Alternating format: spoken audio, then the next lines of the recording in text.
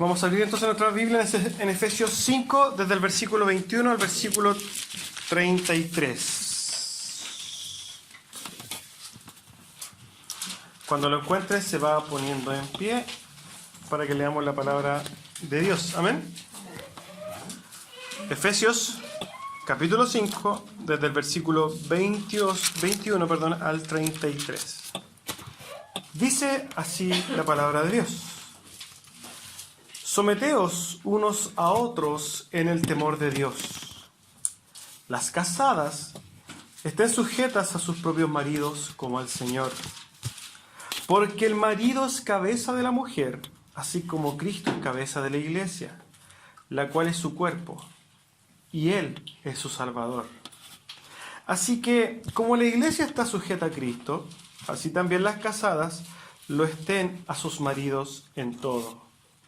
Maridos, amad a vuestras mujeres, así como Cristo amó a la iglesia y se entregó a sí mismo por ella, para santificarla, habiéndola purificado en el lavamiento del agua por la palabra, a fin de presentársela a sí mismo una iglesia gloriosa, que no tuviese mancha, ni arruga, ni cosa semejante, sino que fuese santa y sin mancha. Así también los maridos deben amar a sus mujeres como a sus mismos cuerpos. El que ama a su mujer, a sí mismo se ama. Porque nadie aborreció jamás a su propia carne, sino que la sustenta y la cuida, como también Cristo a la iglesia. Porque somos miembros de su cuerpo, de su carne y de sus huesos. Por esto dejará el hombre a su padre y a su madre, y se unirá a su mujer, y los dos serán una sola carne. Grande es este misterio, mas yo digo esto respecto de Cristo y de la iglesia. Por lo demás, cada uno de vosotros ame también a su mujer como a sí mismo, y la mujer respete a su marido. Amén. Toma asiento.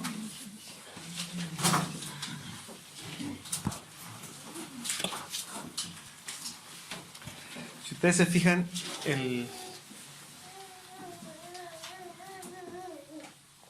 el sermón de hoy día se llama Someteos, ¿cierto? ¿Por qué someteos? Porque yo creo que la palabra lo establece bien claro a qué se refiere, ¿cierto? Antes de comenzar y de irnos al texto que es extenso, vamos, como siempre, a tratar de contextualizar. Estamos en el capítulo 5. Y en el capítulo 5 Pablo nos ha dado una serie de instrucciones súper prácticas, ¿cierto?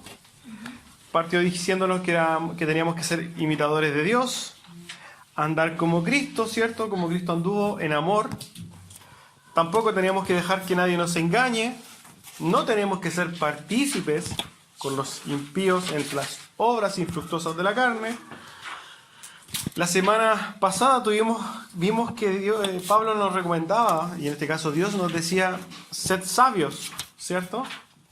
Y ahora pasa a finalizar el capítulo 5 diciendo, sometanse. Y someteos, este capítulo lo vamos a tratar todo el que leímos, vamos a tratar de verlo en dos partes.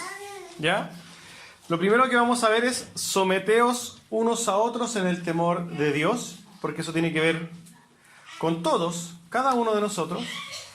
Y después vamos a pasar a lo que habla de las casadas que estén sujetas a sus propios maridos, como al Señor.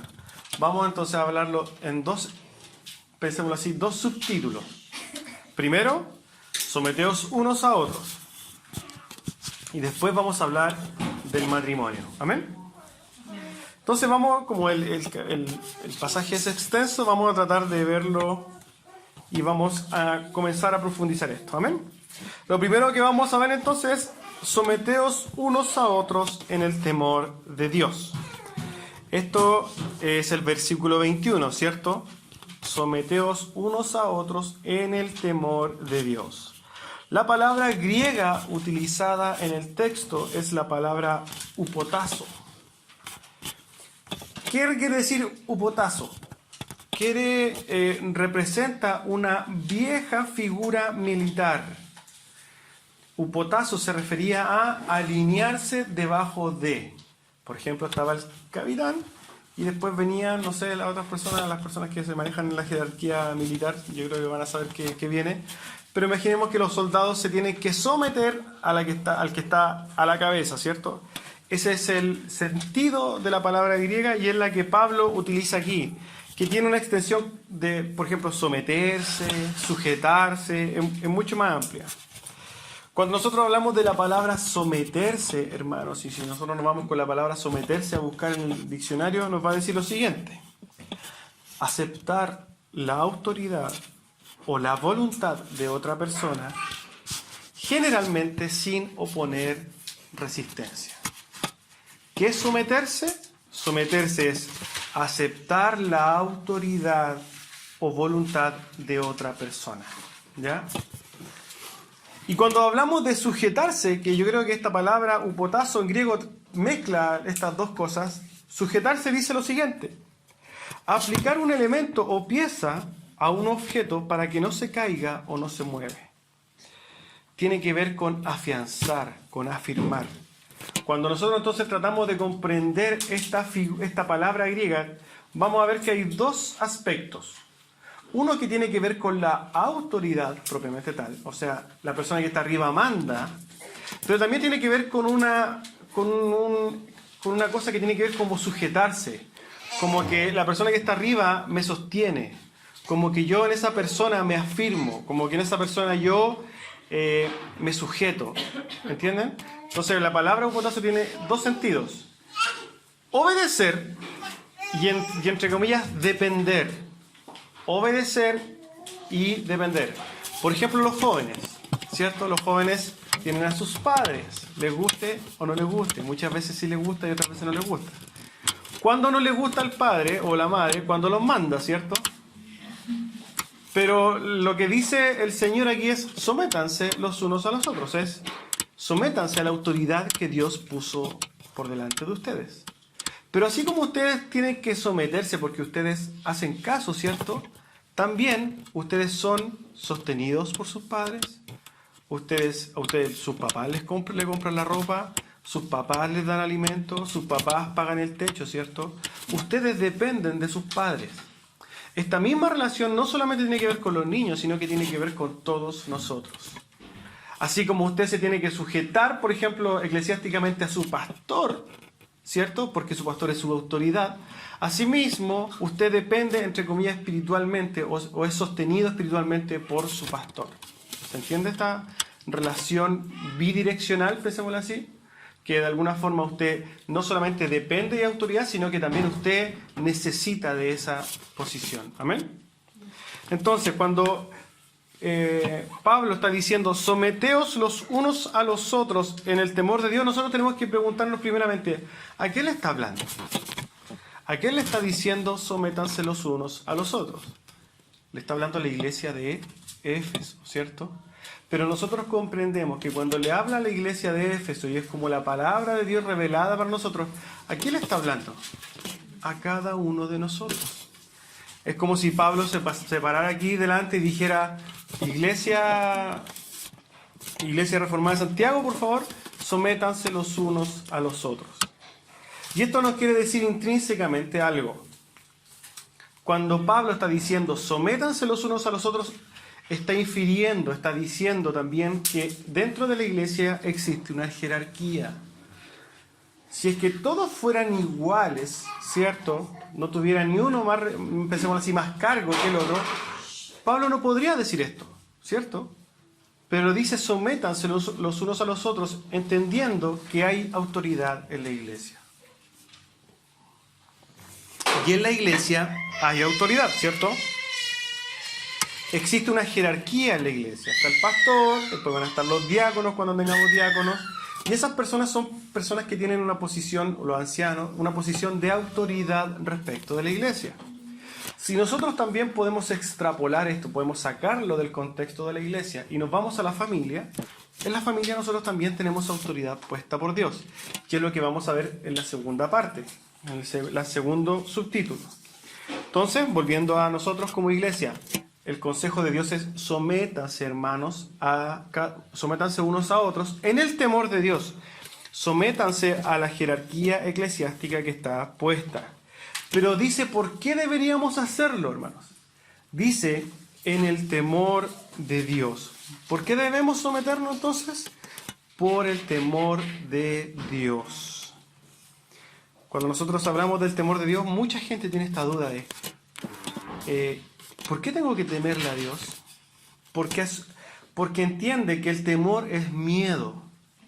Pero el temor no es miedo, hermanos. Son cosas diferentes que vamos a tratar de comprenderlas ahora. Temor. Temor, si bien son palabras que están relacionadas, el temor como definición es un miedo, pero es un miedo que se siente al considerar algo perjudicial o negativo que pudiera ocurrir. En otras palabras, cuando yo hablo del temor de Dios, es una consideración de lo que Él podría hacer y tener claro que lo que Él puede hacer, en este caso Dios, ¿qué puede hacer? Puede hacer todo, ¿cierto? Entonces cuando hablamos del temor es considerar que Dios tiene todo poder para hacer todas las cosas. Jesús lo deja muy claro cuando habla en Mateo 10, 28 y dice lo siguiente, escuchen con atención. Y no temáis a los que matan el cuerpo, mas el alma no pueden matar. Temed más bien a aquel que puede destruir el alma y el cuerpo en el infierno. Jesús poniendo en contexto esto, ¿qué dice? No le tengan miedo al mundo, no tengan miedo al que pueda matar la carne. ¿Se acuerda que nosotros con los jóvenes el día viernes dijimos que existe una vida corta, una vida que la que vamos corta, pero tenemos una vida eterna y finita, ¿cierto? Bueno, Jesús dice, no le tengan miedo al que va a matar esa carne, no le tengan miedo, pero témale a quien tiene el control de esa vida eterna. Ese que tiene el control de la vida eterna, ¿quién es? Dios. Entonces, cuando nosotros hablamos del temor de Dios, es considerar que Dios es el Todopoderoso. Dios es el que puede hacer todas las cosas. Nosotros debemos considerar, tener en cuenta, tener claro que Dios puede hacer todo. Y en ese sentido, cuando nosotros comprendemos que Dios puede hacer todo, debe inspirar un respeto en nosotros. Un respeto en nosotros. Nosotros debemos respetar a Dios y no pensar que podemos jugar con Dios, porque Dios es todopoderoso. Entonces, cuando hablamos de lo que puede hacer Dios, no nos referiremos solo al tener poder de castigarnos. No solamente Dios puede matar el alma al infierno, ¿cierto? Y tenernos una eternidad en el infierno. No solamente eso, sino que Él puede hacer todo. Él puede cuidarnos, ¿cierto? Él puede darnos toda la seguridad que nosotros necesitemos. Él puede darnos todo el sustento que nosotros necesitamos, ¿cierto? Él puede arreglar todas las cosas de mi vida, incluso mi carácter. Y nosotros también tenemos que considerar eso. Porque así como nosotros le debemos autoridad a Dios, ¿cierto? Como lo que habíamos vuelto a hablar, no solamente le debo autoridad a Dios, sino que yo dependo de Él y dependo de todo lo que Él puede hacer. Nosotros estamos hablando de la providencia de Dios, que Él lleva a cabo sus planes y Él tiene control y soberanía sobre todo, ¿cierto? Bueno, Dios tiene poder sobre todas las cosas y eso debe inspirar en mí confianza. Someterme, tener temor a Dios, también tiene que ver con la confianza que yo tengo en Dios. ¿Ya? Entonces, a diferencia del miedo, el miedo, fíjese lo que significa, es un sentimiento de desconfianza que impulsa a creer que algo malo va a pasar. Eso es el miedo. Cuando nosotros nos encontramos con Dios, no es que tenemos que tener un sentimiento de que Dios me va a hacer algo malo y tengo miedo. No es ese sentir. El miedo es el que nos lleva, por ejemplo, a nosotros a temblar, como a tener esta psicosis, como que todo está mal. No, Dios no nos llama a eso. Cuando Dios habla del temor, dice, considera quién soy yo y el poder que tengo. No es lo mismo el miedo que el temor. ¿Queda claro eso? ¿No? Miedo es pensar que Dios efectivamente va a hacer algo malo. Eso sería tener miedo de Dios. Dios me va a asesinar, Dios me va a matar, Dios me va a mandar al infierno. Si yo estoy pensando en eso todo el rato, significa que yo tengo un miedo. Temor es diferente. Temor es saber que Dios puede hacer cualquier cosa y que eso requiere que yo le respete. Esa es la diferencia. Entonces, el temor de Dios debe llevar a someternos y sujetarnos, pero no solamente a someternos, sino que a a aferrarnos, a obedecer, a depender y a alejarnos claramente de las cosas malas. ¿Por qué? Porque Dios, en su tremenda sabiduría, y hay algo que también tenemos que considerar, Dios tiene toda la sabiduría y sabe lo que es bueno y lo que es malo para nosotros. Proverbio 8:13 dice lo siguiente: el temor de Jehová es aborrecer el mal, es aborrecer la soberbia y la arrogancia, el mal camino y la boca perversa. Si nosotros consideramos entonces que Dios es la sabiduría, si nosotros consideramos que tenemos que tener temor de Dios, también tenemos que confiar en Él y saber que el consejo de Dios nos va a llevar por un buen camino. Dios está cuidándonos, hermanos. Fíjense, he aquí el ojo de Jehová está sobre los que le temen, sobre los que esperan en su misericordia. El Salmo 33 dice esto: he aquí el ojo de Jehová está sobre los que le temen. El vivir con temor de Dios nos hará caminar seguros, hermanos. Nos hará caminar por un camino de paz. Y nos hará caminar correctamente delante de Dios. Proverbios 15:16 dice: mejor es lo poco en el temor de Jehová que el gran tesoro donde hay turbación. Confiar entonces en el temor, confiar en Dios, basado en el temor de Dios, es andar sabiamente. ¿Se acuerdan que la semana pasada nosotros hablamos de ser sabios? Que debíamos andar sabiamente. Bueno, para andar sabiamente lo que tenemos que tener, hermanos, es temor de Dios. Y fíjese lo que dice Proverbios 1:7. El principio de la sabiduría es el temor de Jehová. Los insensatos desprecian la sabiduría y la enseñanza, pero los sabios temen a Jehová.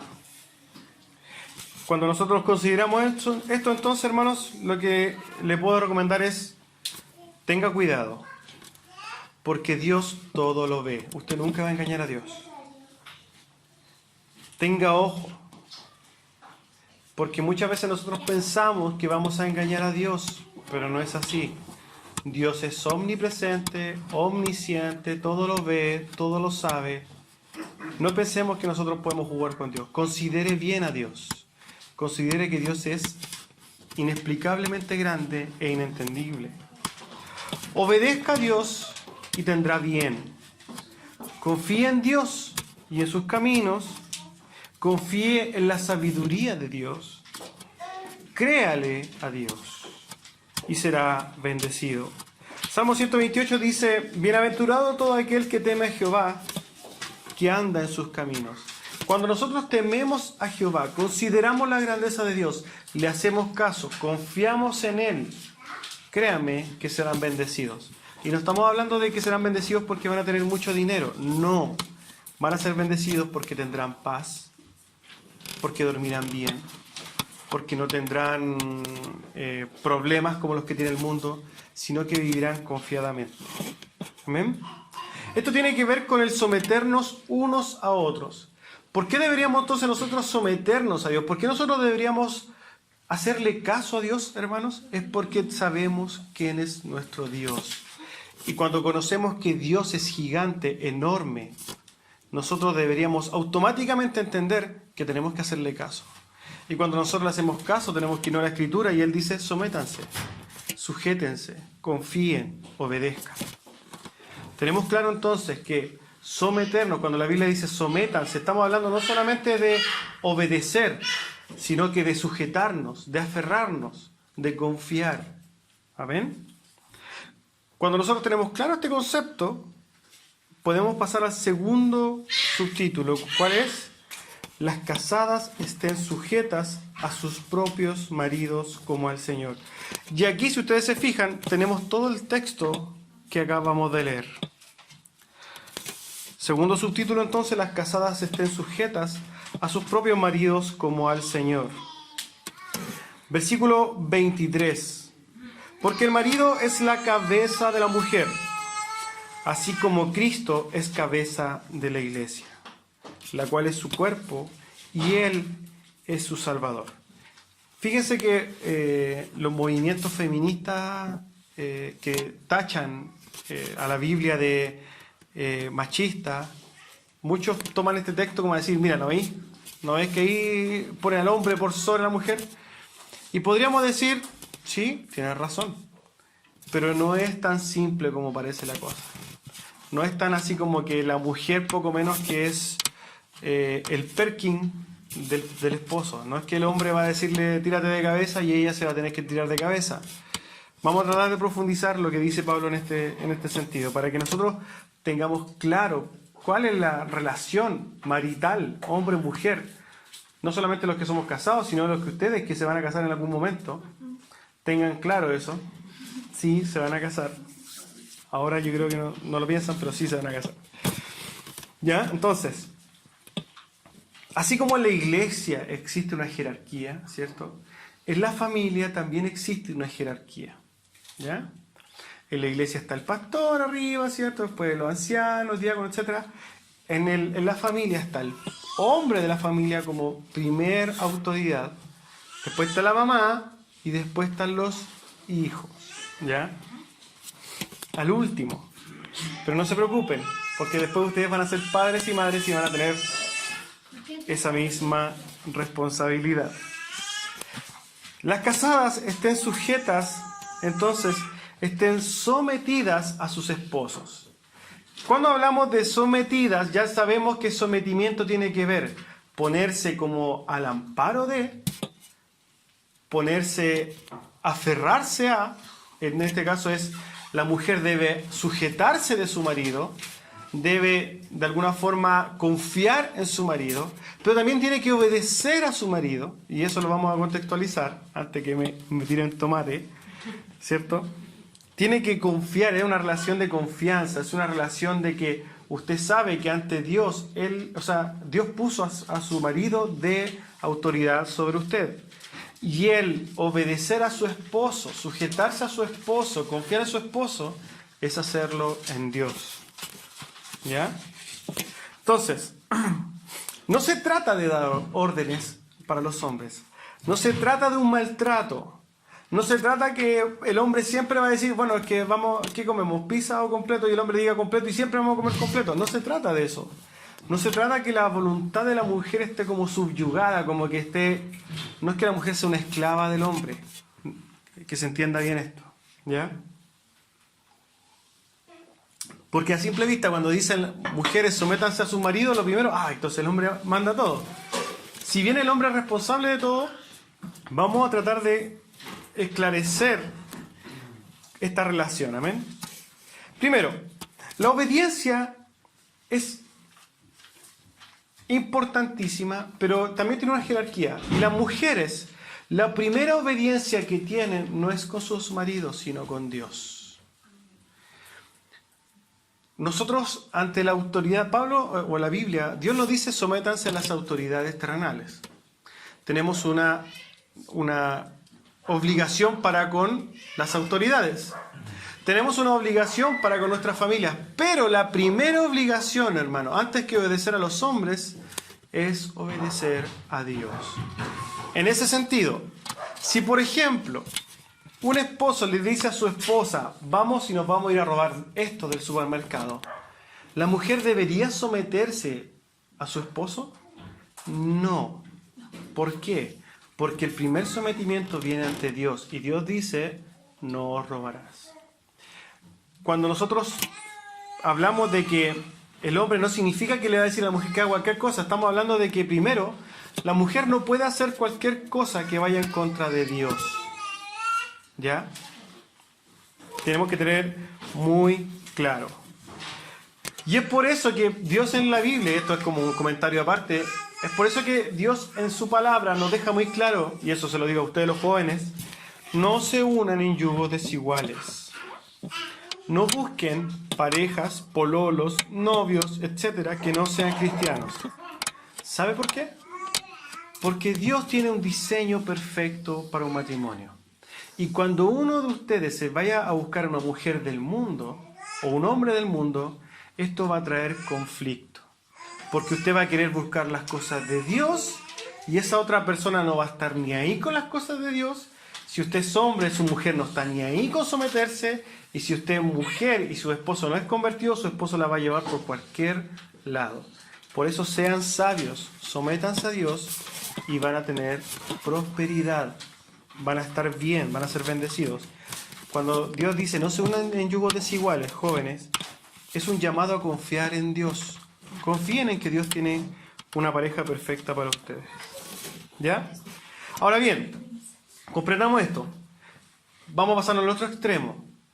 Hay muchas mujeres que dicen, bueno, es que yo no le voy a hacer caso a mi esposo a no ser que sea poco menos una eminencia espiritual. Poco menos que sea un apóstol y ahí yo recién le voy a obedecer.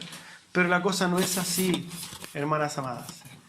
No es que el hombre tiene que cumplir con un estándar espiritual gigante para que usted le haga caso. No es así. Y yo recuerdo, porque muchas veces lo conversamos antes de este tema, no, pues que si mi esposo no hace estas ciertas cosas, entonces yo no me puedo someter. No, Pablo no está diciendo, mujeres sométanse a sus maridos siempre y cuando su marido sea alguien espiritualmente. No, usted sométase, siempre y cuando esto no vaya en contra de la voluntad de Dios, usted está llamada a someterse. Aunque su marido sea un niño espiritualmente, aunque no entienda muchas cosas, usted debe someterse siempre y cuando entienda que no está pasando a llevar la voluntad de Dios. ¿Por qué? Porque hacer la voluntad de Dios es someterse a su esposo. Dejando claro eso, podemos seguir entonces. Tenemos que entonces entender que la evaluación, o sea, cuando la mujer esté dispuesta a no obedecer, no es en función de la calidad espiritual del esposo, sino que es en base a qué? A la situación misma, a la orden, a lo que el hombre le está influenciando.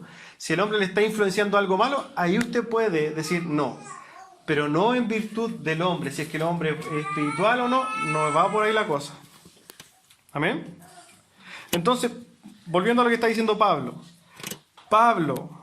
reafirmando el hecho de que la mujer debe estar sujeta a su marido, empieza a hacer una serie de explicaciones. Y empieza a utilizar comparativos que nos van a dejar muy claro, más o menos, espero yo, cómo es esta relación entre el hombre y la mujer. Vamos a ir al versículo 24. Fíjense lo que dice.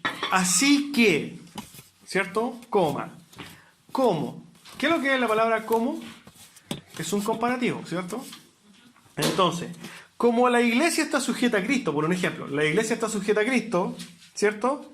Así también las casadas lo estén a sus maridos en todo. Y aquí ya tenemos algo que nos va a dar luz. Primero, comprendiendo el principio de sujeción, ¿cierto? Mi pregunta es, ¿la iglesia está sujeta a Cristo en qué? ¿Nosotros como iglesia tenemos que ponerle alguna excusa a Cristo para nuestro sometimiento? ¿O nuestro sometimiento ante Cristo es total? Es total. La iglesia está totalmente sometida a Cristo. La iglesia depende totalmente ¿de quién? De Cristo. La iglesia debe obediencia a Cristo. Ahí tenemos un ejemplo. Como la iglesia está sujeta a Cristo, Pablo dice, bueno, así mujeres estén sujetas a sus maridos y recalca, en todo. Ojo con lo que dice, las mujeres estén sujetas a sus maridos en todo. La iglesia entonces está sujeta a Cristo. Entonces, para ejemplificar, ¿la iglesia debe obedecer a Cristo? Sí. Entonces, ¿las mujeres deben obedecer a su esposo? Sí. ¿La iglesia debe honrar a Cristo? Sí. ¿Las mujeres deben honrar a su esposo? Sí. ¿La iglesia depende de Cristo? Sí. ¿La mujer debería depender del esposo? Sí. Entonces, Pablo deja la primera comparación. Así como la iglesia está sujeta a Cristo, la mujer esté sujeta a su esposo. Y ojo que al decir en todo, más que un beneficio para el hombre, más que para decir, aquí estamos nosotros los machos, ¿cierto? la mujer tiene que estar sometida a todo. Para nosotros, más que un privilegio, es una tremenda responsabilidad, varones amados. Es una tremenda responsabilidad. Porque cuando Dios nos pone a nosotros, varones, como responsables, nosotros vamos a tener que dar, ¿qué? Cuentas. Y así que nosotros, cuando tengamos que dar cuentas por lo que hemos hecho con nuestra familia, vamos a tener que dar cuentas, ¿cierto?, de nuestras negligencias, de nuestra flojera, de nuestra falta de compromiso, etcétera, etcétera, etcétera. Cuando hablamos de que las mujeres están sujetas a todo eso, entonces para nosotros los varones es una tremenda responsabilidad, ¿cierto?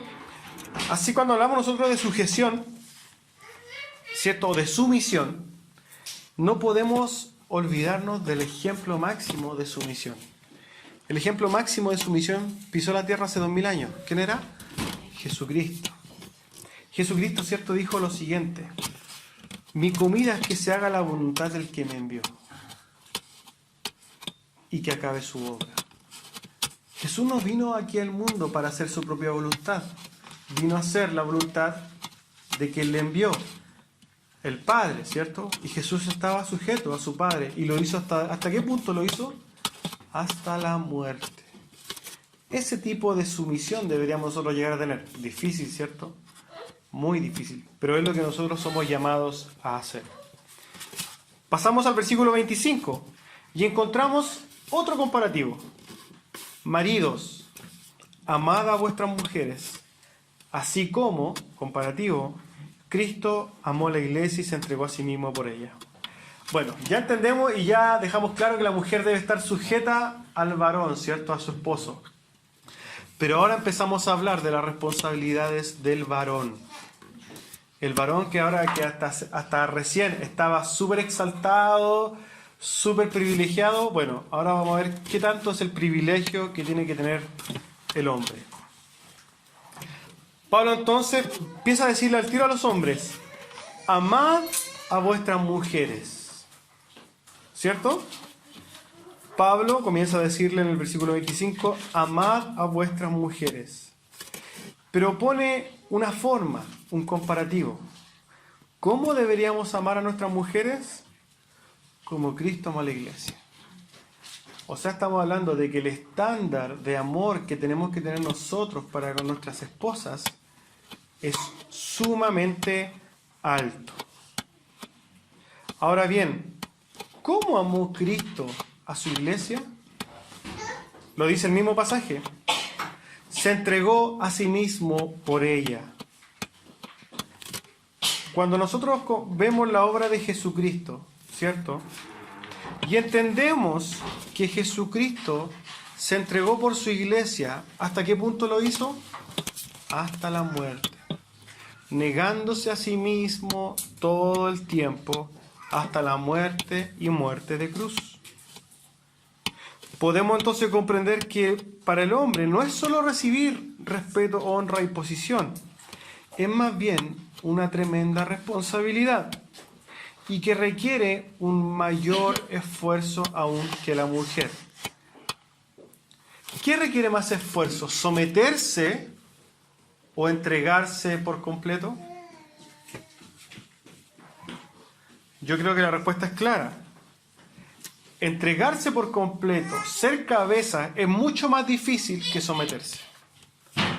En contexto, la función para el hombre es mucho más difícil que para la mujer.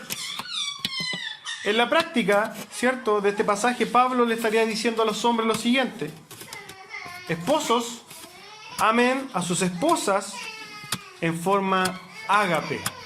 Entréguense totalmente a ellas, den todo por ellas sin esperar nada a cambio. Mueran, estén dispuestos a morir a sí mismos, amando a sus esposas sin esperar nada a cambio. Ya tenemos una tremenda responsabilidad para el hombre. Amen a sus esposas. Pero Pablo no se conforma con describir el amor así. Sigue. Así también los maridos deben amar a sus mujeres como a sus mismos cuerpos. El que ama a su mujer a sí mismo se ama. Cuando hablamos de amar a las mujeres tal como nosotros amamos a nuestros mismos cuerpos, en esta sociedad, ¿cierto? Pensemos así, posmoderna, consumista, ultra consumista, donde todos somos gorditos, ¿cierto? Podríamos entender dos cosas. Uno, o no amamos mucho nuestro cuerpo porque lo descuidamos, o lo amamos mucho porque le damos todos los placeres, pero no le damos ni un trabajo. ¿Cierto? Los gorditos podrían decir, ¿cierto? No, es que yo no estoy ni ahí con mi cuerpo. Por eso hago lo que sea. Y por otro lado, está este tema de que amamos mucho a nuestro cuerpo. ¿Por qué? Porque le damos flojera, le damos toda la comida que quiere, lo ultra regaloneamos, ¿cierto? Pero las dos cosas son perversiones, las dos cosas están mal. Pablo lo que está diciendo aquí, amen a sus esposas como aman a sus cuerpos, porque habla de las necesidades.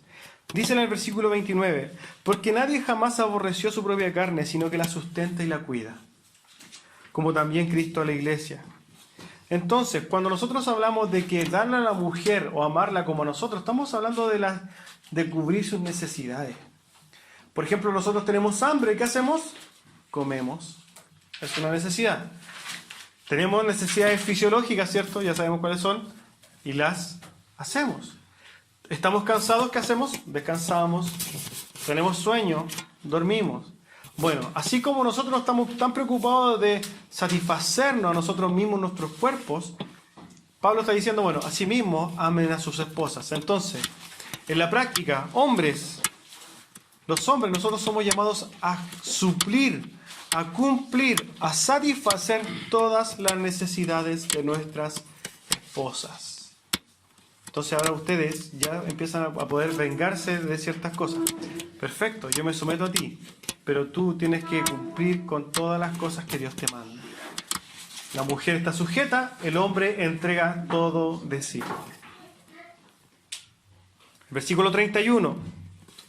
Aquí habla y empieza a hablar de los dos. No solamente de la responsabilidad del hombre y de la mujer, de los dos. Por esto él dejará al hombre a su padre y a su madre y se unirá a su mujer. Y los dos serán una sola carne. Versículo 32, fíjese lo que dice Pablo. Grande es este misterio.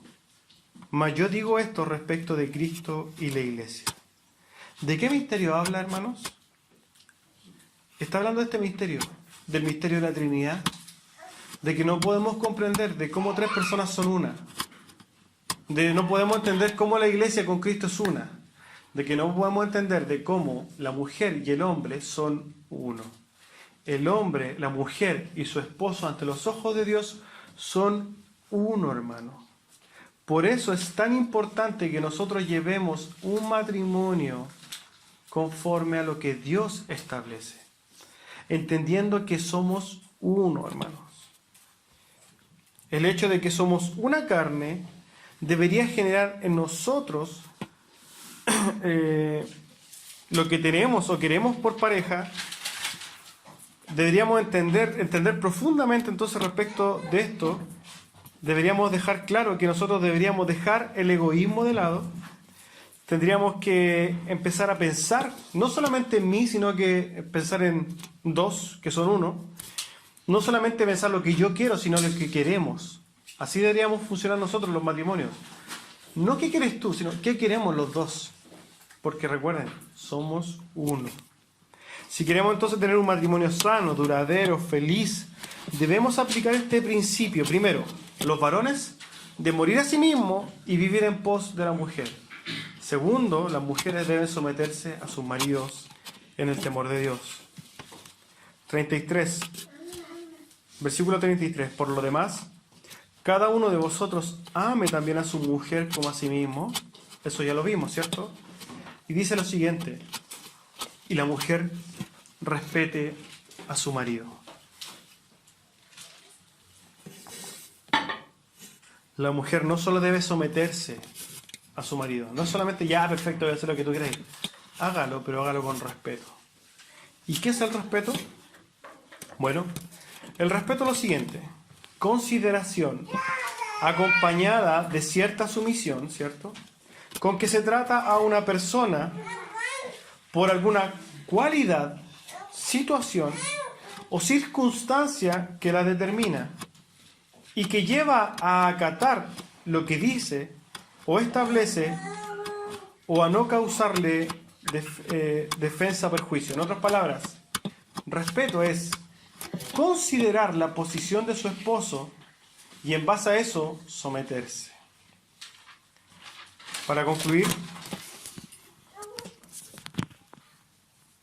este mensaje, los últimos consejos que podemos rescatar de esto.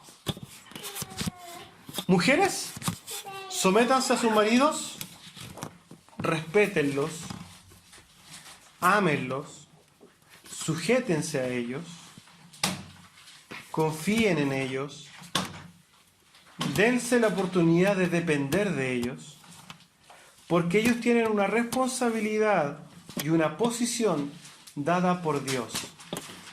Mujer, si usted se somete a su esposo, usted se está sometiendo a Dios.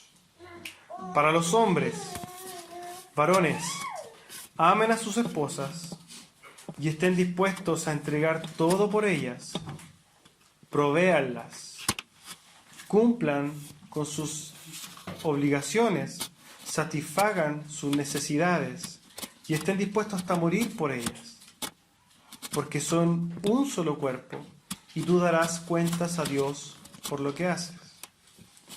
Y hermanos, volviendo al primer punto que vimos, sométase cada uno a su iglesia, sométase a la jerarquía de la iglesia, respete la jerarquía de la iglesia, porque al hacer esto están sometiéndose a Dios. Amén. Póngase en pie, vamos a orar.